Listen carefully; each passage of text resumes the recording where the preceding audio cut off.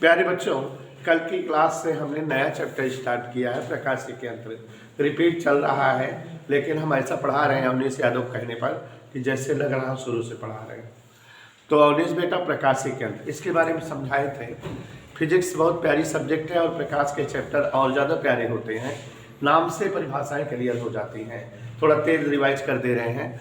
ऐसे समस्त उपकरण या यंत्र जो प्रकाश की घटनाओं, परावर्तन या अपवर्तन पर आधारित हो, उन्हें प्रकाशिक यंत्र कहा जाता है। माने जो यंत्र परावर्तन की घटना पर काम करें या अपवर्तन की घटना पर काम करें, उन्हें हम प्रकाशिक यंत्र कहते हैं। अध्ययन में सहूलियत के लिए प्रकाशिक यंत्रों को बेटा हम दो प्रकार का बना मान सकते हैं, प्राकृतिक प्रकाशिक यंत्र और कृत्रिम प्रकाशिक यंत्र। जो प्रकाशिक यंत्र प्रकृति में स्वतः मिलते हों, स्वतः प्राप्त होते हों, उन्हें हम प्राकृतिक प्रकाशिक यंत्र, नेचुरल ऑप्टिकल इंस्ट्रूमेंट्स जैसे मानव नेत्र। और जो प्रकाशिक यंत्र मनुष्य द्वारा बनाए जाए, हम आप बनाते हो जिन्हें, उन प्रकाशिक यंत्रों को कृत्रिम प्रकाशिक यंत्र, आर्टिफिशियल ऑप्टिकल इंस्ट्रूमेंट्स कहा जाता है। ये जो कृत्रिम प्रकाशिक यंत्र हैं, ये गुणों के आधार पे, प्रवृत्ति के आधार पे दो तरह के होते हैं। एक कृत्रिम प्रकाशिक यंत्र को हम कहते हैं उन्हें सूक्ष्मदर्शी और दूसरे को कहते हैं दूरदर्शी।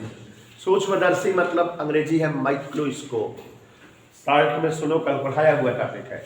ऐसे समस्त प्रकाशिक यंत्र जो अत्यंत छोटी से छोटी वस्तुओं का बड़ा स्पष्ट चमकीला प्रतिबिंब दिखाने के लिए प्रयुक्त किए जाए, सरल सूक्ष्मदर्शी कहलाते हैं। अवकातानुसार, क्या अवकात के हिसाब से सरल सूक्ष्मदर्शी दो प्रकार के हैं, सरल सूक्ष्मदर्शी और संयुक्त या यौगिक सूक्ष्मदर्शी। और दूसरे प्रकाशिक यंत्र जो दूरदर्शी हैं, ऐसे समस्त प्रकाशिक यंत्र जो दूर स्थित वस्तुओं का स्पष्ट बड़ा चमकीला प्रतिबिंब दिखाने में प्रयुक्त होते हों, दूरदर्शी कहलाते हैं, टेलीस्कोप कहलाते हैं। दूरदर्शी परावर्तन की घटना पर जब बनते हैं तो रिफ्लेक्टर, टेलीस्कोप, परावर्तक दूरदर्शी कहलाते हैं। और जब जो है अपवर्तन की घटना पर बनते हैं तो अपवर्तक दूरदर्शी या रिफ्रैक्टर, टेलीस्कोप कहलाते हैं। तो दूरदर्शी दो प्रकार के होते हैं, परावर्तक दूरदर्शी और। जैसा कि आप जान रहे हो कि अब हमको प्रकाशिक यंत्रों का डिस्क्रिप्शन करना है, तो आपको बता दें कि अगर किसी प्रकाशिक यंत्र का वर्णन करना होता है तो सबसे पहले थोड़ा सा इतिहास, माने बकवास बता देते हैं, क्या है, किसने बनाया, किस काम में आता है। फिर उसके बाद उसकी रचना, माने वो बना कैसे है। और फिर तीसरा और महत्वपूर्ण टॉपिक है क्रिया विधि आरेख, माने वो जिस तरह वर्क करता है उसकी क्रिया जो है को किरण आरेख के द्वारा दिखाना। और जो चौथा टॉपिक है वो महा इम्पॉर्टेंट है, क्योंकि हाई स्कूल वगैरह में भी आप ये सब चीज़ें पढ़ते थे, लेकिन चौथा टॉपिक आप हाई स्कूल में केवल डायरेक्ट लिखते थे। यहाँ चौथे टॉपिक का डेरिवेशन करना रहेगा और चौथे टॉपिक का नाम है आवर्धन क्षमता। तो आपने समझा शिवांश कि हमने बताया प्रकाशिक यंत्र का जब वर्णन करना होता है तो पहले थोड़ा इतिहास, फिर रचना और फिर क्रिया विधि आरेख और फिर आवर्धन क्षमता, चार चीज बतानी होगी। आवर्धन क्षमता बताने के लिए कुछ शब्दों की जरूरत होगी, इसलिए हम अवनीश पहले चर्चा कर दे रहे हैं। जैसे स्वस्थ नेत्रों से जितनी दूरी पर रखी वस्तुएं स्पष्टतया हूबहू दिखाई देती हैं, वह दूरी स्पष्ट दृष्टि की न्यूनतम दूरी कही जाती है फिजिक्स के हिसाब किताब से। और इसे कैपिटल डी से लिखा जाता है और इसकी वैल्यू 25 सेंटीमीटर होती है। तो स्पष्ट दृष्टि की न्यूनतम दूरी का तात्पर्य है स्वस्थ नेत्रों से जितनी दूरी पर रखी वस्तुएं स्पष्ट दिख सकें, वही दूरी स्पष्ट दृष्टि की न्यूनतम दूरी। और मनुष्यों के लिए इसका मान 25 सेमी और ये रिप्रेजेंट होती है कैपिटल डी से। अब उसके बाद शब्द आता है दर्शन कोण, विजुअल एंगल। कल ये भी समझाए थे, अगर हम किसी वस्तु को स्पष्ट दृष्टि की न्यूनतम दूरी पर रख दें, मतलब हम इस वस्तु को कितनी दूरी पर रखे हैं, 25 सेमी, और ये वस्तु के ऊपर से एक जो है आंख पर मिला दें, एक नीचे से मिला दें, माने वस्तु नेत्र पर कोण बना रही हो, तो वस्तु नेत्र पर जो भी कोण बनाएगी उस कोण को हम विजुअल एंगल, दर्शन कोण कहेंगे। तो मतलब स्पष्ट दृष्टि की न्यूनतम दूरी पर स्थित वस्तुओं द्वारा नेत्र पर बना कोण दर्शन कोण कहलाता है। एक बार फिर समझ लो, स्पष्ट दृष्टि की न्यूनतम दूरी पर स्थित वस्तु द्वारा नेत्र पर बनाया गया कोण दर्शन कोण कहलाता है। अल्फा से लिखते हैं इसको, और जब कैलकुलेशन वगैरह करना रहेगा तो tan अल्फा निकालते हैं, लेकिन अल्फा छोटा होता है तो tan अल्फा को अल्फा मान लेते हैं। तो आप यहाँ पर एक चीज और जानिए, अगर दो वस्तुएं हो और वो नेत्र पर दर्शन कोण बना रही हो, उनके दर्शन कोण के मान के आधार पे हम पता कर सकते हैं कौन वस्तु लंबी है, कौन वस्तु छोटी है, कौन पास में है, कौन दूर है। क्यों? क्योंकि बेटा नहीं ध्यान दे रहे हो, जो वस्तुएं नजदीक होती है नेत्र के या जो वस्तुएं छोटी होती हैं, उनके द्वारा जो नेत्र पर दर्शन कोण बनता है वो छोटा होता है। मतलब छोटी वस्तुएं नेत्र पर छोटे मान वाला दर्शन कोण बनाती हैं, या नेत्र के नजदीक रखी वस्तुएं नेत्र पर छोटे मान का दर्शन कोण बनाती हैं, ठीक है ना। और जो वस्तुएं नेत्र से दूर होती हैं या जो वस्तुएं लंबी होती हैं, वे वस्तुएं नेत्र पर बड़े मान का दर्शन कोण बनाती हैं। इधर के लिए दर्शन कोण को अल्फा से व्यक्त करते हैं। अब बच्चों एक कोण और बताए थे बीटा। क्या बताए थे बेटा? क्या है बीटा? जान लो, नहीं समझ में नहीं आएगा। जैसे कि अभी आपने आंख में चश्मा लगा ले, क्या लगाए हो ना, तो चश्मा का मतलब है एक प्रकाशिक यंत्र है। और अब हम नेत्र के सामने एक वस्तु रखें, आइए हम लगाएं चश्मा और सामने इस धरिंग वस्तु, तो अब क्या होगा? चश्मा चाचा क्या करेंगे? ये जो है इस वस्तु का कोई प्रतिबिंब बना देंगे कि नहीं, और वो जो प्रतिबिंब बना है वो अगर नेत्र पर कोण बनाए तो उस कोण को बीटा कहते हैं। लो, समझने को समझ गए, लेकिन लैंग्वेज देके बता दो तो जाने। प्रकाशिक यंत्र माने चकला के सामने जो है रखी वस्तु का जो बना प्रतिबिंब है वो नेत्र पर जो कोण बना है वही क्या है? बीटा। तो बीटा कोण के बारे में जो है स्नेहा समझ गई और बता देंगे अभी। प्रकाशिक यंत्रों के द्वारा माने चकनक द्वारा नेत्रों के सम्मुख स्थित वस्तु का बना अंतिम प्रतिबिंब, जो फाइनल इमेज है, द्वारा नेत्र पर बनाया गया कोण बीटा कहलाता है। नहीं समझे? प्रकाशिक यंत्रों द्वारा नेत्र के सम्मुख स्थित वस्तु का बना जो अंतिम प्रतिबिंब है उसके द्वारा नेत्र पर बना कोण दर्शन को बीटा कहलाता है।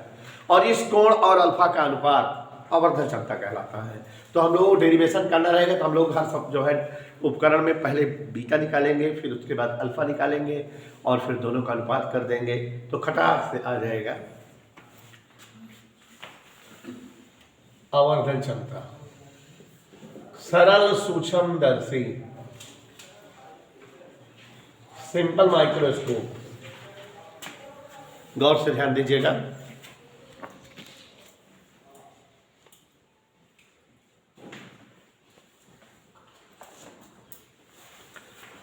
सरल सूक्ष्मदर्शी, ध्यान देने योग्य बात यह है कि पहले थोड़ा बकवास हो जाए।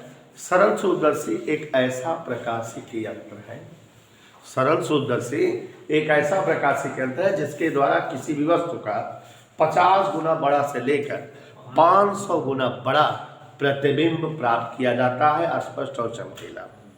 ठीक है। अब सरल सूक्ष्मदर्शी बनता कैसे है? कल हम समझाए थे अच्छे से। तो वैसे भी प्लास्टिक या धातु का एक गोल फ्रेम, और अगर उसमें हैंडल लगा हो और इस गोल फ्रेम में कम द्वारक और कम फोकस दूरी का उत्तल लेंस फिट कर दो, तो बन गया सरल सूक्ष्मदर्शी। माने सरल सूक्ष्मदर्शी बनाना बहुत सरल है। सरल सूक्ष्मदर्शी देखो पिक्चर उच्चरों में या जब प्रचार उचार आता है दांत होत का, तो एक डॉक्टर ऐसे गोल गोल शीशा लगा रहता है, वैसे हाथ से पकड़े रहता है, दांत के सामने करता है, देखो कीटाणु कितना, ऐसे वैसे, वो सरल सूक्ष्मदर्शी है। या कल हम बताए थे कि जनरल मर्चेंट या मेडिकल स्टोर पर जो दाम उम लिखे रहते हैं उसके सामने लगा कर देखता है। या जो महंगी वाली ज्योमेट्री बॉक्स है उसमें देखो तो एक जो है 2-3 अंगुल की प्लास्टिक की डंडी लगी हुई और ऊपर लेंस लगा हुआ एक जो है रखा रहता है। बायो के डिसेक्शन बॉक्स में भी रखा रहता है बायो वाले बच्चों के। तो यही सरल सूक्ष्मदर्शी है। तो सरल सूक्ष्मदर्शी कैसे होता है? इसमें जो है प्लास्टिक या धातु का एक गोल फ्रेम होता है जो हैंडल युक्त होता है, और इस गोल फ्रेम में कम द्वारक, कम फोकस दूरी का एक उत्तल लेंस फिट कर देते हैं। यही क्या होता है बेटा? सरल सूक्ष्मदर्शी। ये देखो, ये उत्तल लेंस है। कोई डाउट?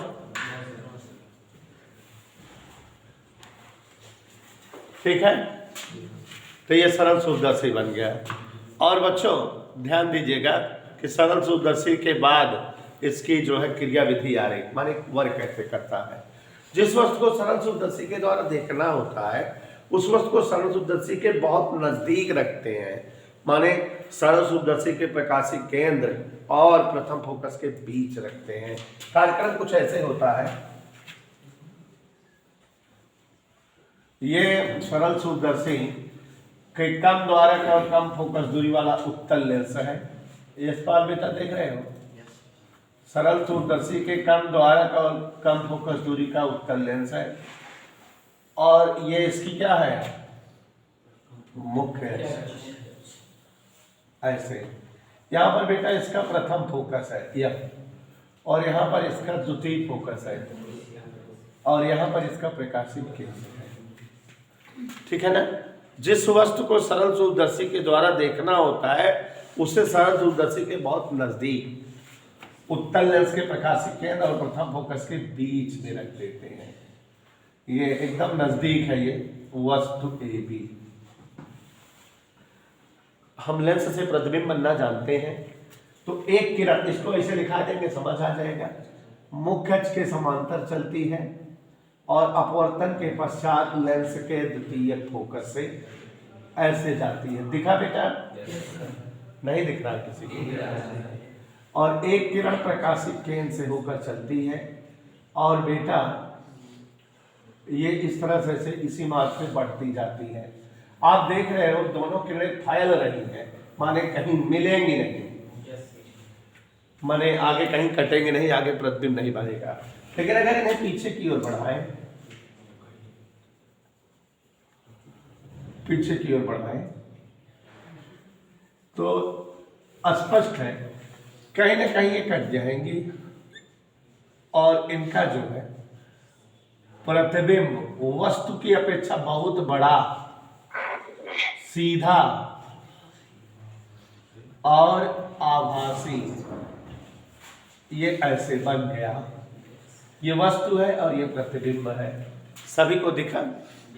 तो आप समझ रहे हो बच्चों कि हम लोग जो है सरल सूक्ष्मदर्शी के क्रिया विधि आरेख का वर्णन ऐसे कर देंगे तो हो जाएगा कि नहीं।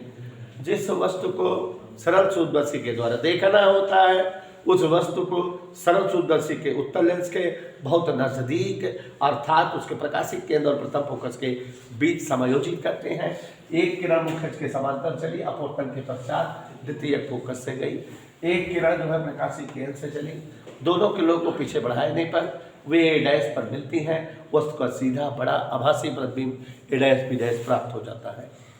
और इस प्रतिबिंब को हम जो है यहाँ आंख लगा करके देख भी लेते हैं। रवि यादव तुम्हारी आंख बना रहे हैं।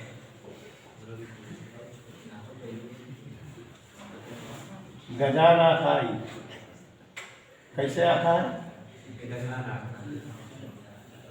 गजान मतलब समझा था? हाँ, अमल लाग है।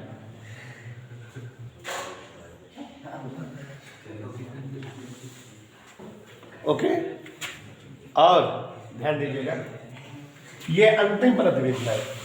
ये नेट पर जो कोण बनाएगा उसी कोण को हम क्या कहते हैं? बीटा।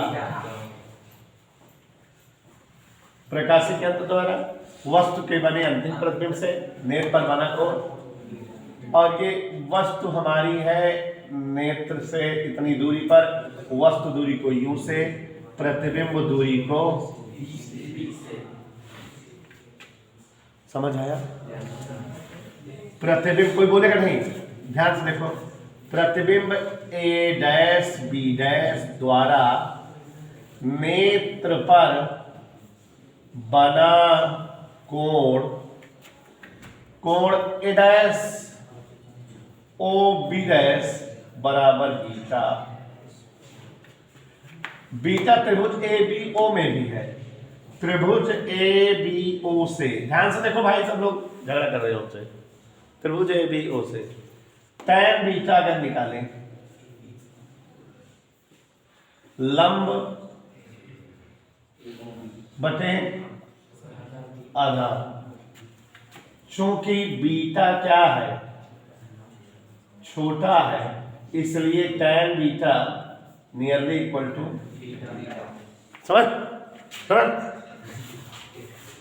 बीटा बराबर ए बी बटे, इधर वाली दूरी माइनस रहा था, देखा हम बताए कई चीज बताओ ग्रह कौनो प्रकाशिक यंत्र में 4, इतिहास बकवास बता दी, रचना यह बता दी, कार्य विधि यह बता दी, हमारे आवर्धन क्षमता टेक्निक चलता है, और यम बराबर बीटा बटे अल्फा होता है, कहा निकाल ले। अब अल्फा, अल्फा मतलब परिभाषा क्या होता है, वस्तु जो है स्पर्श दृष्टि की न्यूनतम दूरी पर रखी हो, यदि वस्तु डी दूरी पर हो नेत्र से, यह देखा अब ये वस्तु यह नेत्र से कितनी दूरी पर रखी बा, नेत्रा, तो कौन कोण बनाएगी, दर्शन कोण, न मानव जन, इसलिए tan अल्फा वस्तु ए बी अपान न मानव जगह, चूंकि अल्फा, इसलिए tan अल्फा जगह क्या लिखते हैं, खरसलान, देखा इतना समझ में आया, कहा निकाली बेटा, आवर्धन क्षमता, इसलिए शरण सूक्ष्मदर्शी की, सोचो कल भी बताए थे, हम तो दो बार बता दे रहे हैं, अगर ना हो तो फिर बेकार है, यह बराबर का हो बेटा, ना मानता है क्यों, हमारे बताइए बीटा मान, और जोर से पूछा हमसे, ए भी कट जाए, पूछा ए भी से भी कट जाए, बेइज्जती ना हो हमार, यम बराबर नीचे का ऊपर का,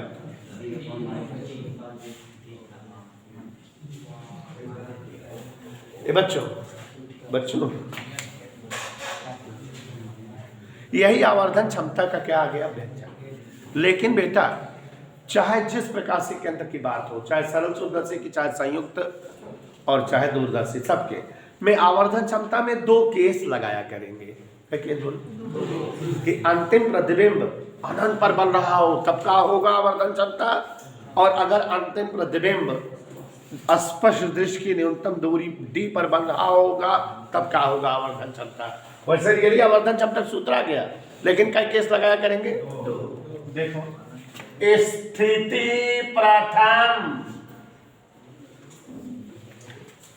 सुनते ना यहाँ क्यों बात आती है, अच्छा प्रथम स्थिति, यदि अंतिम प्रतिबिंब कहाँ बना लड़का, अनंत पर बने, तो एक मिनट क्यों बोले ना, आज तो कसम एक बात बताई लेंस वाली कहानी कि कौनो भी वस्तु अगर हरे नेत के आगे और कोई फोटो लेंस जो है अनंत बनवत बात, ऐसा तभी संभव बा कि जब वस्तु फोकस में रखी हो, कंडीशन पड़े हो, फोकस पर रखी वस्तुओं का प्रतिबिंब अनंत पर बनता है। तो ये प्रतिबिंब जो है अनंत पे है, इसका मतलब ये वस्तु कहां पर रखी है, फोकस पर। यू बराबर क्या है, नहीं मानोगे, फोकस दूरी पर, फोकस बिंदु पर वस्तु रखी है तब अंतिम प्रतिबिंब अनंत बने, तो इसलिए आवर्धन क्षमता है मोरी माई यम बराबर का सूत्र आ रहा, यह आ रहा यह देखा युग जगह क्या डेरिवेशन आई के। और जब अंतिम पद विमानन पर बना था तो क्या कहा गया था? श्रांत नेत्र अवस्था। क्या कहा जाता सलाना?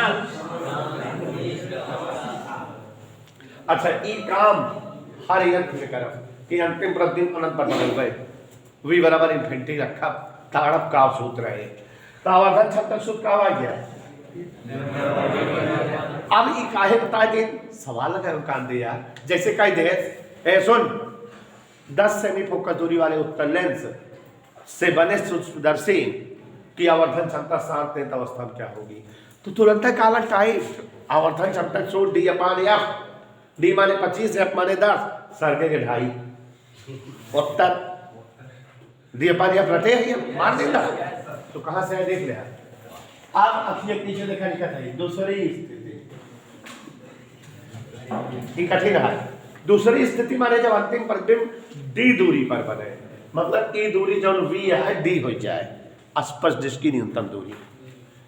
यह देखा ताड़ा जाए यार अंतिम प्रतिबिंब यही सब में फंस गया डेरिवेशन में। कहां बने लड़के? अरे मोरी माई। तो देखा वी बराबर क्या चाहता है वो इधर v का d कहे बा लेकिन इधर वाली दूरी माइनस कितना है और u माइनस लिखे सूत्र जब लेंस में ताड़ा याद करा 1 अपान f बराबर 1 अपान v माइनस 1 अपान u हुए है। चलो ओम अवनिसाय नमः 1/v v का मान u का मान हमारा बड़ा मन का था d से गुणा कर दी। अब वही बताया काहे करे हमारे से अनाप शनाप मन कर रहा था देश गुणा करा d अपान d बटा d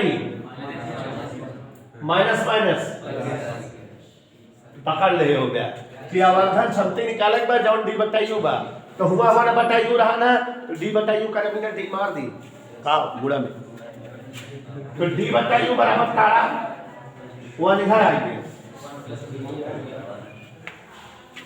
1 प्लस डी अपान है इसलिए m बराबर है माइनस डी अपान यू माने minus 1 plus D upon F. देखा डेरिवेशन में हो गया। अच्छा एक चीज जब जो है अंतिम प्रतिबिंब अनंत पे बना है अंतिम प्रतिबिंब तो आवर्धन क्षमता सूत्र डी अपान एफ और जब अंतिम प्रतिबिंब स्पष्ट दृष्टि की न्यूनतम दूरी बना था तो आवर्धन क्षमता सूत्र 1 प्लस डी अपान एफ माने 1 ज्यादा हो जाए बस। माने अगर क्यों कहा रहा है पॉलिटेक्निक वगैरह सवाल आवत है शांत अवस्था में आवर्धन क्षमता 5 है तो जो है स्पष्ट दृष्टि वाली कंडीशन में क्या होगी समझे ना आप बोल दे अरे 1 बढ़ गया यार सरगे चला जा तू पूरी महाभारत खत्म हो गया पूछा ना है द्रौपदी के पति रहे